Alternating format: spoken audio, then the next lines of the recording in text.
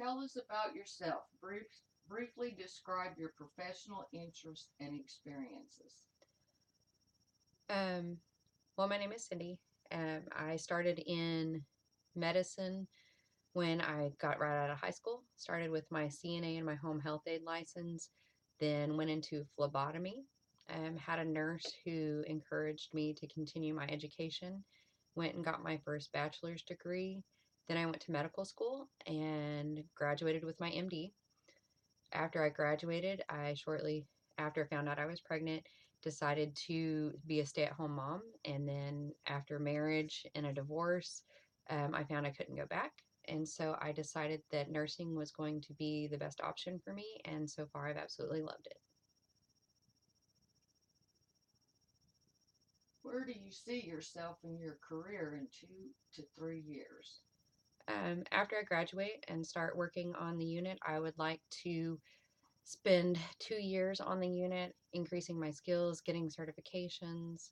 After that, I would like to apply for my nurse practitioner license and advance my degree that way. What are your strengths? What about weaknesses? I think one of my strengths is that I am able to be a good team player. I work well with others and I can manage conflict without much problem. I don't like to micromanage people, but I seem to get things done in an efficient manner. Teamwork. Talk to us about the value of teamwork. What did you do in your last job, internship, or school to contribute to, toward teamwork in an environment? Well, just in nursing school alone, we have lots of projects that we have teamwork separated into groups, and we've always done really well at being able to communicate and to get our jobs done quickly and to do well at them. So I think that not only on the unit but also in didactic work that we do really good as a team. Customer service. Tell me about the most difficult patient or customer service experience that you have ever had to handle, perhaps an angry or upset patient or customer. Be specific and tell what you did and what the outcome was.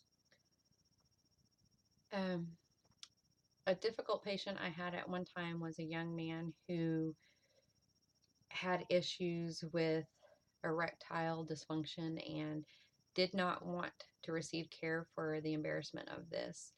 And we just sat and we talked about it. I left open lines of communication and let him display what was going on in his mind and was able to communicate effectively so that we could get him treated. Um, but it was difficult. It took a lot of just being patient and taking time to make sure that he got what he needed so that we could treat him. Initiative motivation. Tell us about a time when you had to solve a problem with very little guidance or direction.